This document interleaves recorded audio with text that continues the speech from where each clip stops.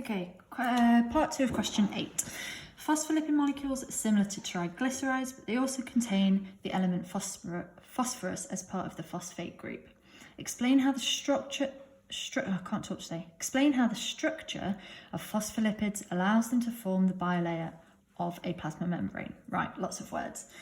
Let's start by thinking about the structure of each of these. So a triglyceride, so I'm just going to put trig. We know that we have a glycerol molecule, glyc, and we have 3 fatty acid chains. Okay, phospholipid has a glycerol molecule, again, glyc, and it has 2 fatty acid chains, and it has a phosphate group on the top there. And it is often drawn like phosphate and our 2 fatty acid chains coming off.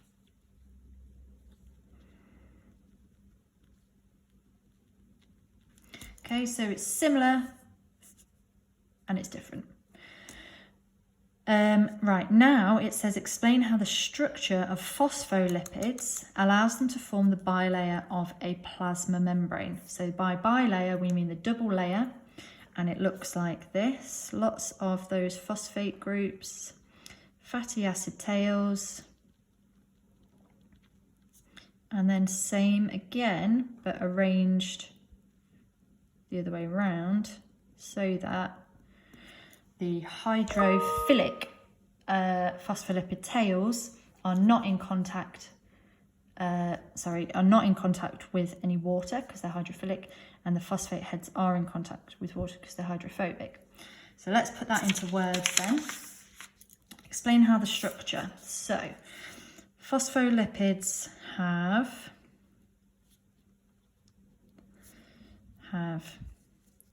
2 fatty acid chains,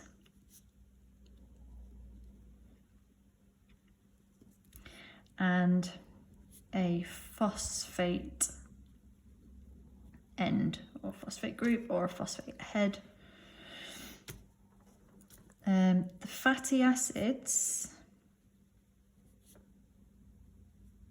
or fatty acid tails or chains, are hydrophilic,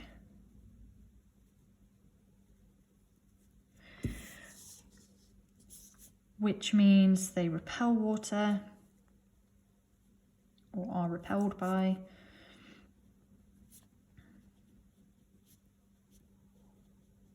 or water hating. The phosphate head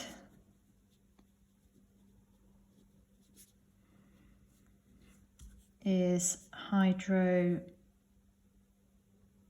sorry.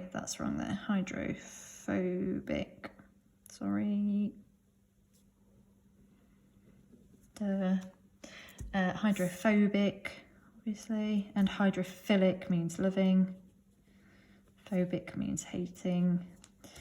The phosphate head is hydrophilic, which means attracted to water.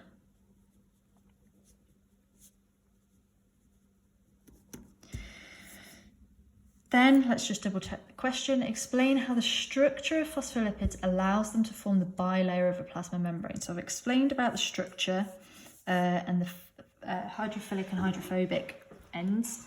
Now the final point is 3 marks. I sort of said 3 points and then another point to bring it all back to the question. The tails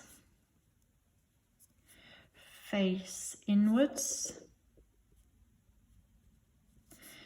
The heads outwards, face outwards, forming 2 layers with the tails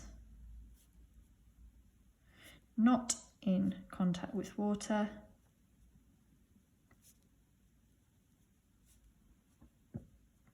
and the head's in contact with water. And then you could draw a little diagram to show what you mean with labels. We've already drawn this, so well. Yeah, if you find it really hard to put it into words, draw a little diagram to explain what you're on about. So long as you've got lots of labels, so you'd label that hydrophilic, water-loving phosphate heads, hydrophobic, water-hating phosphate tails, double bilayer or double layer, exposed to water, not exposed to water. That would probably be a simpler way of doing it. Question 9 then. Which of the options A to D is a correct statement about polysaccharides of glucose? This one's fine if you know your polysaccharides in and out. So again, if you don't, you might want to make something using this. So cellulose, so we know that is in, we have cellulose and cellulose, that's in cell walls. And that is the one that's made up of beta glucose.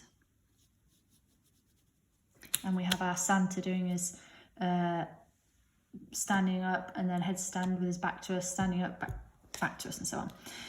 Formed by hydrogen bonding, yes, between adjacent chains of alpha glucose molecules bonded with 1,4-glycosidic bonds. No, it's not alpha. So there's the issue there. So that one is definitely not right because it's beta. Okay, you need to know that. So it's not A. B. Amylose is a straight chain of alpha glucose monomers bound by 1,6-glycosidic bonds to allow for dense packing. Yes, it is a straight chain.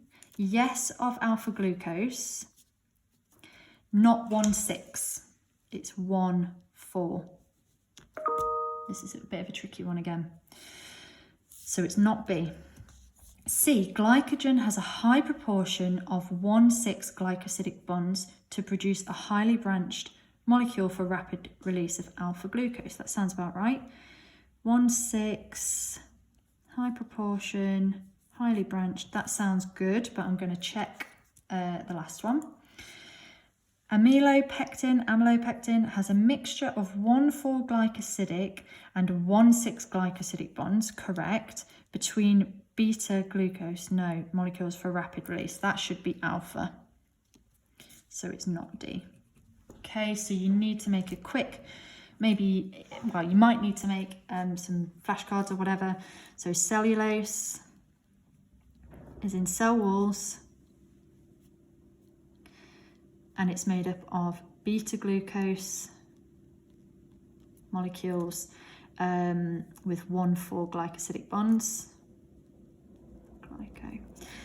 Starch is made up of amylose, which is a straight chain of alpha glucose with 1,4-glycosidic bonds as well. And amylopectin is highly branched, which means it's not going to be straight. Are we still filming? Yeah. With both 1,4 and 1,6 because it's forming those branches, so it's got it coming off of the 1,4 and the 1,6, and it's alpha glucose again. 1,4 and 1,6 glycosidic bonds. That's still in? No, sorry. And then finally glycogen. Again, storage, both of those are storage. Starch is in plants. Glycogen in animals. Glycogen is branched.